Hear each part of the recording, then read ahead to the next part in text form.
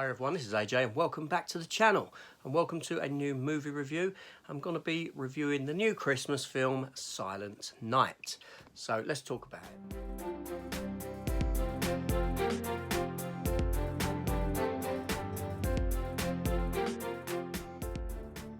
Okay, so Silent Night has just come out. This film is directed by Camille Griffin, who also wrote the film as well.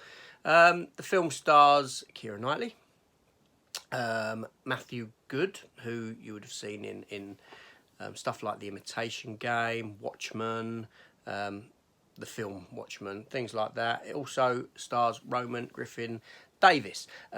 He was last seen in Jojo Rabbit as Jojo himself.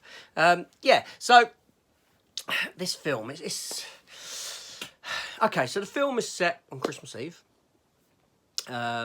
In the English countryside, there's a gathering of all these friends that you're introduced to on their journey to the place, to the house.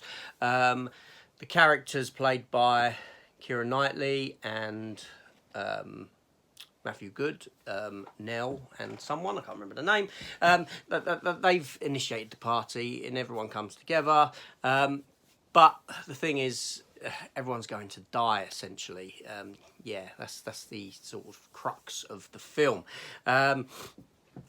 What's happening is basically there's a disaster. There's talks within the film about whether it's the Russians that have done it, which isn't the case. It's nature kicking back. Nature has created this virus to wipe out humanity, essentially. It does sort of play into that, into the sort of messaging of what we're doing to the world and this sort of a thing. So in a sense, it's a bit, I suppose in that sense, it's a little bit like The Happening, but not. In the sense that story context, that the world has created this virus that's blowing through the world and it's going to kill everyone. Now, the government and the scientists, they haven't been able to do anything about it, so they've given everyone a pill, an exit tablet, essentially. Kills you when you take it. So this is what the film's about. Now, like I said, there's a wealth of individuals who come to this party and they've all essentially made a suicide pact to come together and to take the pill. There are some children involved.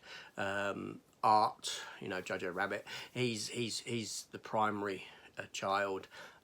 His real life brothers are in the film as well, so they do all look alike, very similar in features. But Art's the primary one. Now, he gets it into his head, why should he take the tablet? He doesn't want to take the tablet, and all this sort of a thing. So my thoughts on this film. Okay, first of all, it's not a Christmas film, right? Christmas has very little to do with the context of the narrative of this film. You could say it any time of year and be exactly the same, with the exception of sort of a thematic detail at the end. But then it could have just been set in the sort of the colder months as opposed to being set on Christmas. So this isn't going to be on anyone's Christmas watch list every year. It's not a Christmas film. It's not a Christmassy film. It's a very sombre affair of a movie. Now, I'll be honest, the first two-thirds of the film done pretty much nothing for me. It was bordering, shall I switch this off? But I wanted to see where it went, and what ultimately happened at the end. So the first two-thirds of the film just deal with these people, all these individuals that you're introduced to. No one really stands out above anyone else. It's all very just a mishmash of people and talking, laughing, arguing. Do you know what I mean? All this sort of stuff going on within them, and some stuff coming out about their pasts and all this sort of nonsense going on. But the final third of the film is where it kicks in. It was a very thought-provoking ending to the film. I won't give away exactly what happens at the end, but I think you pretty much tell. I've said it already anyway. Yeah. It ends on a downer, obviously. I don't want to say too much. We know what's going to happen, and it does happen. That's me saying it without saying it. Yeah, but that's the story. That's the journey that we go on.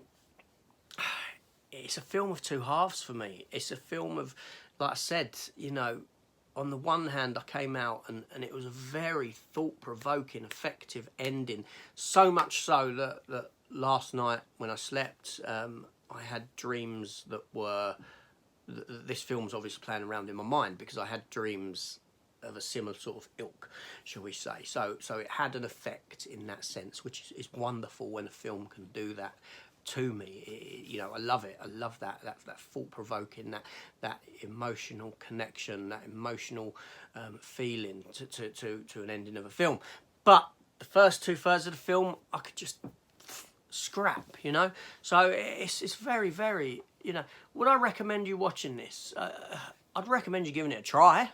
Yes. I think it's going to be a film of two halves. You either love it or you hate it. For me, it's a film of two halves. I dislike the start, the first lot, but I love the ending. It's so, it changes into something else. Like the special effects in it ain't fabulous with the storm and the winds and that sort of thing. But the journey that the character of Art goes through and what happens with him, you know, is wonderful. Now the film does end on a sort of glimmer of hope, shall we say, in that after this storm has passed, you've got snow, you've got a white blanket of snow covering everything. And it is snowing and this sort of thing. The whole rest of the film, there's no snow. Now, the whiteness, the colour white, the snow sort of represents a sort of a cleanliness, a cleansing, shall we say, within the context of the film, that nature has done this, has done this act and has gone through and cleaned everything, shall we say. There is a hope for the survival of humanity, the remnants of humanity, this sort of a thing that comes into play at the end. But yeah, so, you know, watch the film, make your own mind up. Is it something? It probably is something I would watch again, and on a second viewing, I may get more out of the beginnings of the film. You know, knowing where it goes and where it ends, I might see the beginning as read a lot more into it, that sort of a thing. But ultimately, it's not a Christmas film. You could watch it any time. It could be set at any time of year, but it's sort of middle ground for me at the moment. It needs a rewatch at some point, and I will certainly give it that. The acting in the film was fantastic, you know, from Matthew Good and that. There is a lot of swearing within the film, a lot of use of profanity, even from the children, which sort of is written into the context of the film, but I didn't really feel that was needed or required. It kind of put me on in a horrible, you know. I don't mind swearing in films when it's relevant or when it's that sort of film, but when you've got a film that's just kind of passing itself off as a Christmas film, you know, there's that's not needed so much. You know, so that I get nothing out of that for me. I felt elements of the soundtrack within the film, not so much the Christmas music being played. I'm talking about the actual score for the film. Had elements that I really liked. So yeah, you know, it's a film, like I said, I will revisit, and hopefully it will. Well, I'll either love it or I hate it. This is AJ. Thanks for watching. Please consider hitting the subscribe channel. Subscribe. Oh yeah. So yeah. So this is AJ. Thanks for watching. Please consider hitting that subscribe button. Leave me a comment. Thumbs up, all that sort of malarkey, and have a good one all. Take care, and I'll see you later. Goodbye.